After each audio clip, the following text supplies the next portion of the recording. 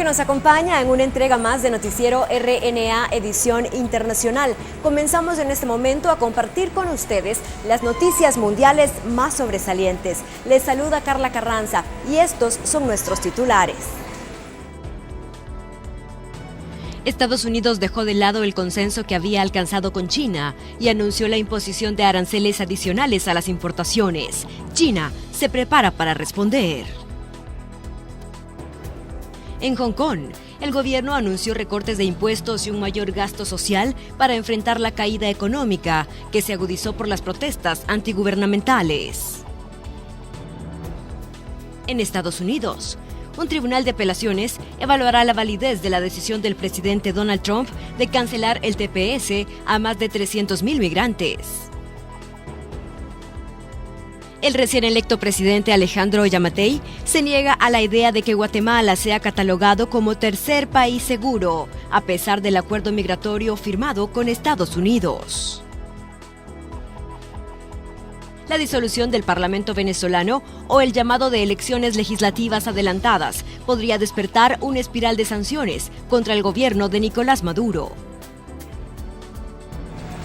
Iniciamos con el detalle de las informaciones. Estados Unidos parece haber dejado de lado el consenso recién alcanzado con China al anunciar la imposición de aranceles adicionales a las importaciones asiáticas. Por su parte, China se prepara para responder. China tiene que tomar las contramedidas necesarias en respuesta al anuncio de Estados Unidos de imponer aranceles adicionales del 10% a 300,000 millones de dólares estadounidenses de importaciones chinas, dijo el jueves un funcionario de la Comisión de Aranceles Aduaneros del Consejo de Estado. La medida del país norteamericano violó seriamente el consenso alcanzado entre los dos jefes de Estado en Argentina y Osaka, Japón, y se desvió del camino correcto para resolver las diferencias a través de consultas, dijo el funcionario, y agregó que China debe tomar las contramedidas necesarias. Este es un informe de Kelly Abrego para la RNA. Y esta tensión comercial entre Estados Unidos y China también ha afectado a Hong Kong, donde las autoridades del gobierno han decidido tomar medidas alternativas para contrarrestar la caída económica que enfrenta hace meses.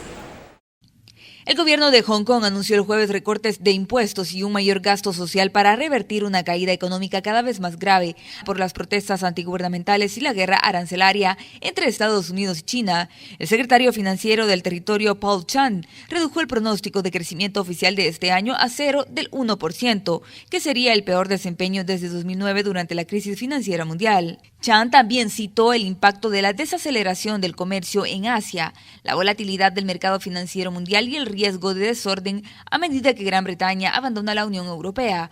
Las medidas anunciadas el jueves aliviarán la carga financiera de los ciudadanos y apoyarán a las empresas y aumentarán la confianza, dijo Chan. Este es un informe de Kelly Abrego para la RNA. Y continuamos en los Estados Unidos, pero pasamos a otro tipo de informaciones. Un tribunal de apelaciones evaluará la validez de la decisión del presidente de los Estados Unidos, Donald Trump, de eliminar el TPS a más de 300,000 migrantes.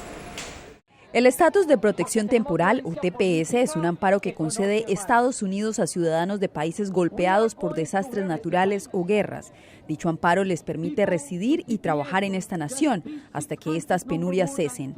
Ahora, el argumento de la administración es que la situación de estos países ha mejorado sustancialmente y los beneficiarios deberían regresar. ¿Qué queremos? ¡Residencia! ¿Se puede?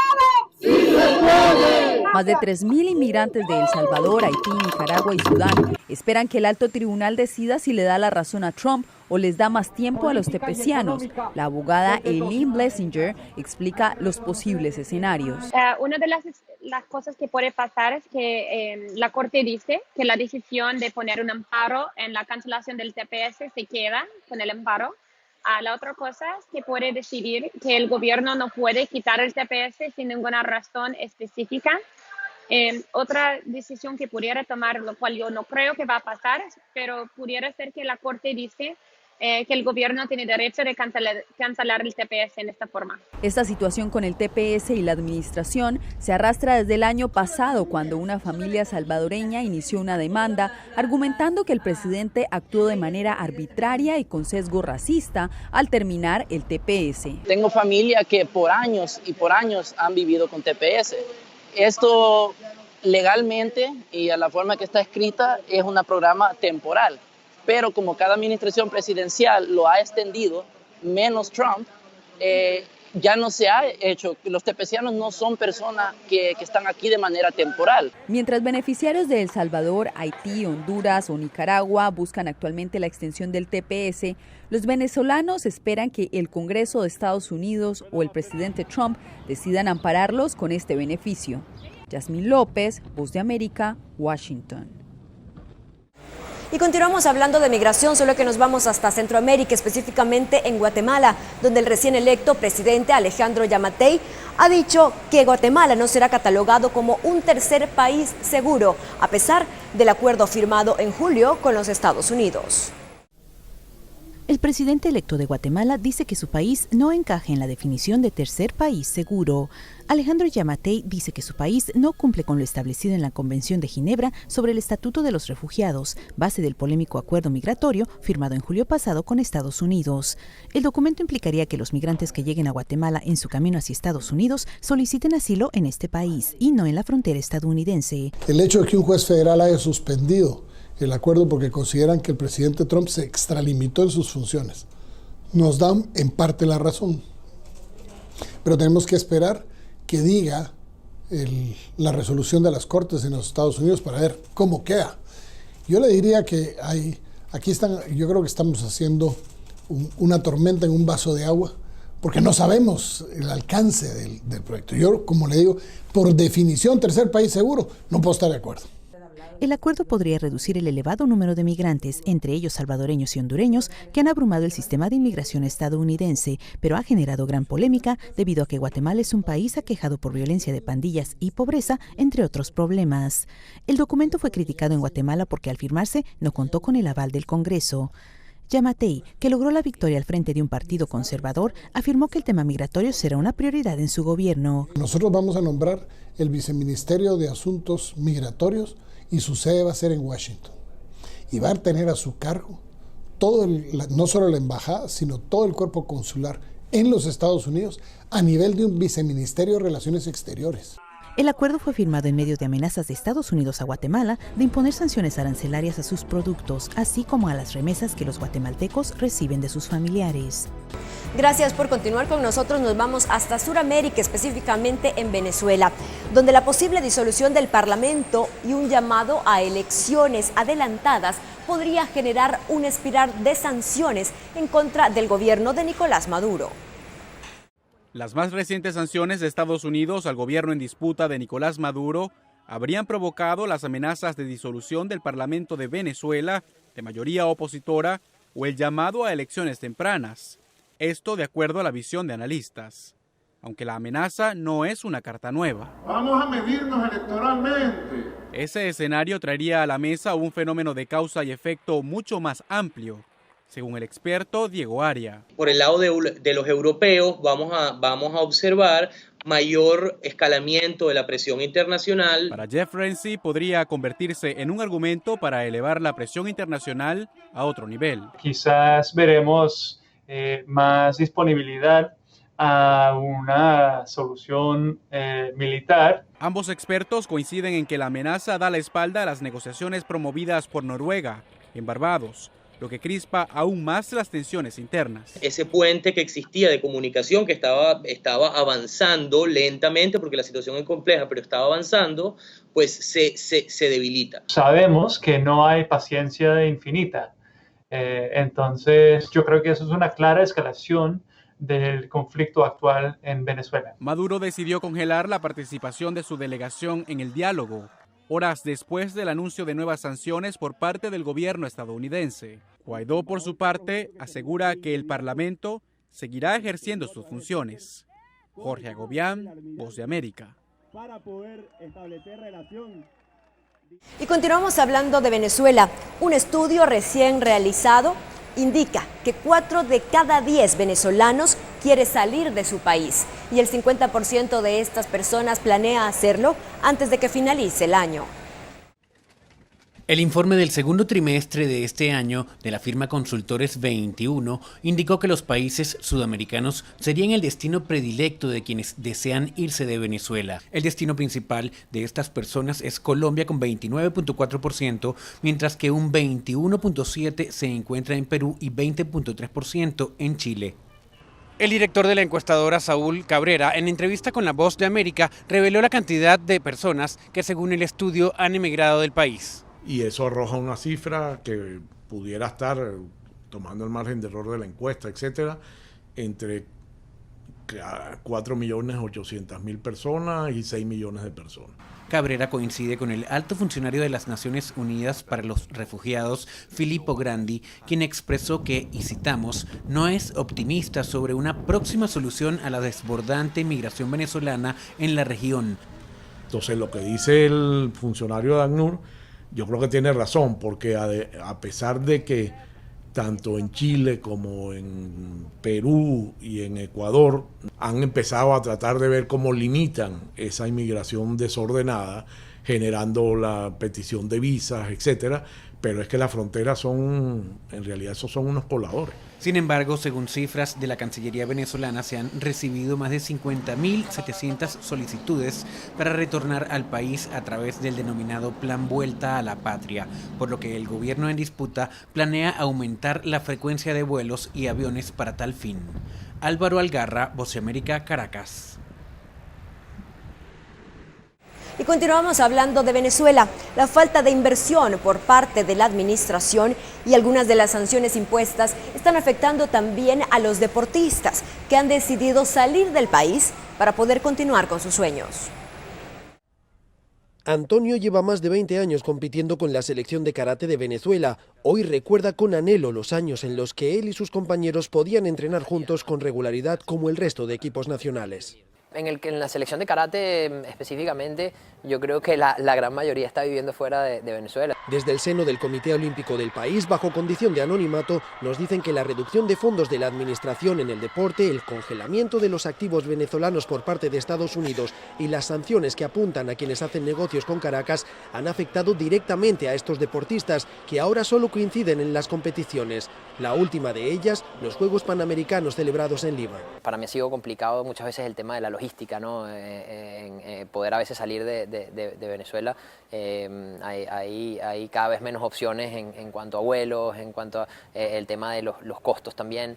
Crisis política, crisis económica, crisis humanitaria. Crisis es una de las palabras que más escuchan los venezolanos estos días. Y en medio de ello, el deporte se ha convertido en una vía de escape para muchos. Alejandro lleva al frente de la selección de karate 2 décadas. Ellos son las personas que van a llenar de luz a ese camino de todos los venezolanos. Sin embargo, el seleccionador reconoce las dificultades que enfrentan sus atletas. Hay, digamos, situaciones que están escapando del control de algunas federaciones. Todos estos deportistas tienen ahora la mirada puesta en los Juegos Olímpicos de Tokio del año que viene. Allí buscarán cumplir sus sueños y aportar alegrías en forma de medalla para quienes los ven desde una incierta Venezuela. Bricio Segovia, Voz de América, Lima. Y pasamos a otro tipo de informaciones, nos vamos a los Estados Unidos, donde ya se están comercializando mochilas blindadas como una medida de seguridad, después de la gran cantidad de tiroteos en las que han muerto varios estudiantes. En la memoria de muchos permanecen grabados los ataques que han cobrado la vida de inocentes. Uno de ellos, el ocurrido en la secundaria de Parkland, en el sur de Florida. El regreso a clases puede significar una razón de angustia por esos hechos presentes en Estados Unidos. Y desde Miami se muestran unas piezas de blindaje balístico que van dentro de las mochilas de los estudiantes. Es nivel 3A, es un panel rígido que te va a proteger la vida del niño contra un impacto de 44 Magnum. Nuestro panel está certificado y también avalado con pediatras. La compañía MC Armor es una de las firmas que fabrica esta pieza en Estados Unidos, la que sirve para que el morral sea utilizado de escudo durante un hecho de violencia armada en las escuelas o cualquier sitio público. Más esto va a reducir el impacto y por lo general ese insert que se coloca dentro del bolso va acompañado generalmente del cuaderno, de libros del niño, y el impacto va a reducir la velocidad del proyectil. Están especializados en ropa de blindaje discreta y reforzada. Sus prendas son utilizadas incluso por mandatarios y cantantes reconocidos. La propuesta del morral blindado surge desde su división de investigaciones. El blindaje rígido va a evitar menos el trauma, porque si pasa de los 44 milímetros de trauma, es un trauma sordo. A pesar de que no hay penetración, hay una ruptura de costilla o un sangrado interno. Y nosotros eso es lo que nos evitamos siempre. Las ventas de este tipo de protección se han generalizado en algunos de los principales sitios de grandes firmas comerciales, desde Walmart hasta Amazon. José Pernalete, Voz de América, Miami.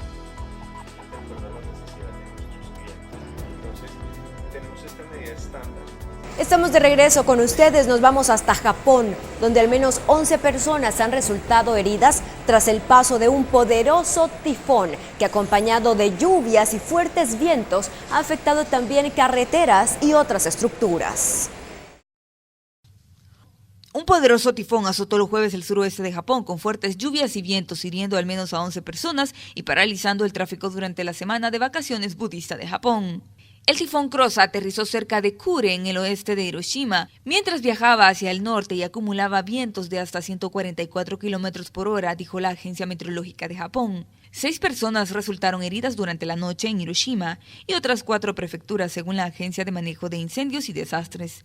Dijo que se han reportado un total de 11 heridos desde que el tifón de movimiento lento la semana pasada llegó a la región, parte del cual todavía se está recuperando de las inundaciones mortales del año pasado. Se emitieron advertencias para deslizamientos de tierra en algunas áreas, incluidas Nara y Wakayama. Este es un informe de Kelly Abrego para la RNA. Y también en Filipinas, las fuertes lluvias han generado severas inundaciones que han llevado a la evacuación de miles de personas y decenas de viviendas han sido destruidas. Los residentes en Filipinas se vieron obligados a evacuar sus hogares después de 2 días de tormenta sin parar que causaron fuertes inundaciones. Más de 3.000 personas en Pantucán, provincia del Valle de Compostela, en el suroeste del país, fueron evacuados tras el diluvio. Las imágenes muestran cómo los lugareños quedaron varados afuera mientras las aguas inundaban las propiedades. La inundación afectó a cientos de familias que fueron evacuadas a un polideportivo local y otros edificios públicos. Al menos 17 casas fueron destruidas. Varias aldeas se vieron gravemente afectadas por las inundaciones que llegaron a los 4 pies. Este es un informe de Kelly Abrego para la RNA. Tenemos más información importante para ustedes en el siguiente resumen.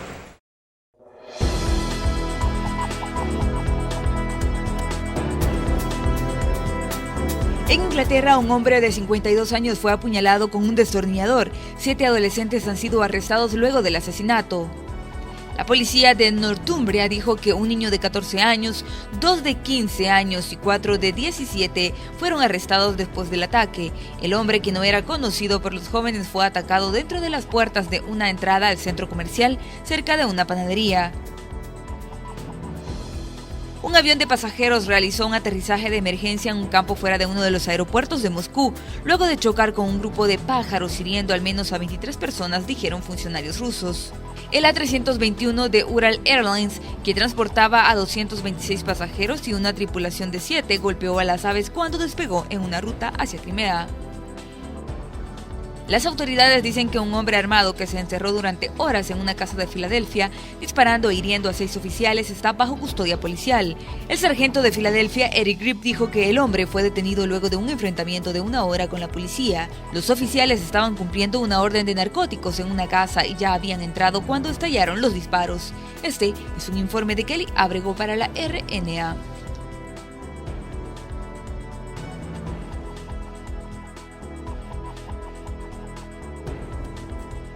Y así llegamos al final de esta entrega de Noticiero RNA, edición internacional. Gracias por habernos acompañado. Nos vemos en la próxima.